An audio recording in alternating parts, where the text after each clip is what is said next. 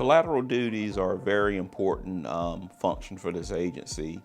And I want to start off by first commending our men and women that work here full time, whether that be a police officer, a detective, a captain, and then they have the interest and the desire to volunteer and take on a collateral duty. And these collateral duties are very, very important, and they can range from being on our honor guard, being a crisis negotiator, being a SWAT team member, or in my case, operating a commercial vehicle. My collateral duty is the team commander of our crisis negotiation team. We're able to respond to incidents where someone might be barricaded, or really is anyone in a crisis. If they barricaded themselves inside of a house or an apartment or a car, we're specially trained to talk to individuals, de-escalate situations, and to get them out in a peaceful situation. It allows us to be mobile. It allows us to actually be inside of an air-conditioned place rather than being outside of a car or in the elements. We're self-contained. We can run a negotiation for hours if we need to. I'm not going anywhere until I know that you are, okay? So I can sit here as long as you want, but I've got to see you. I've got to meet you face to face to make sure that you're okay. It's an important because not a lot of people get the training we have. It's a lot of training we have, and we work a lot with SWAT and trying to teach younger officers just to listen to people, because that's 95% of the time people just want to vent. People just want someone to talk to, and that's what we're trained to do. We never want to see a life taken or someone who's in crisis. Our main goal is to peacefully resolve these situations, whether it's the person coming out or sometimes the person's not even in there.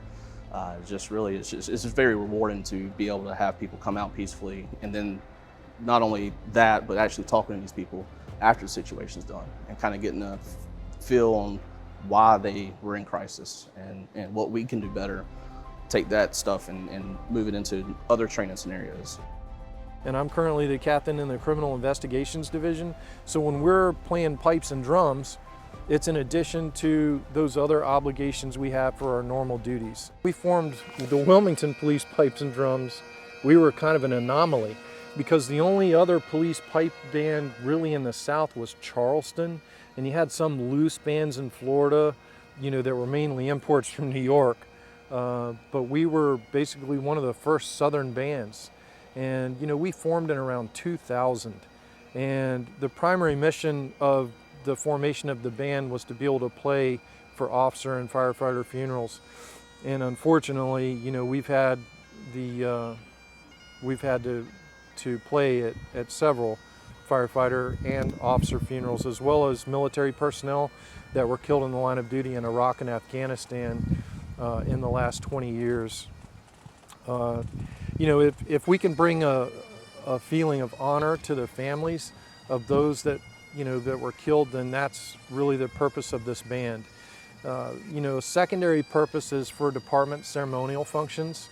During COVID, it's been difficult to get the band out there to a lot of our ceremonial functions because of all the rules with ceremonies. But in the, prior to COVID, we played promotional ceremonies, BLET graduations, swearing in ceremonies, plus then you have all the parades that we have in Wilmington, like the Azalea Festival Parade, the St. Patrick's Day Parade, the Holiday Parade.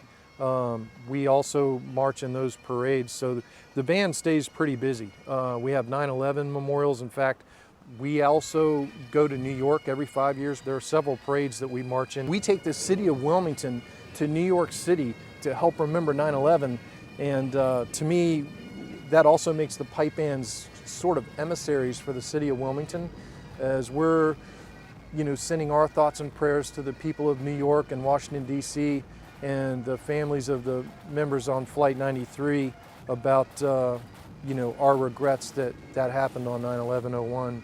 And when we send our pipe band, we're sending that message from the city of Wilmington, North Carolina.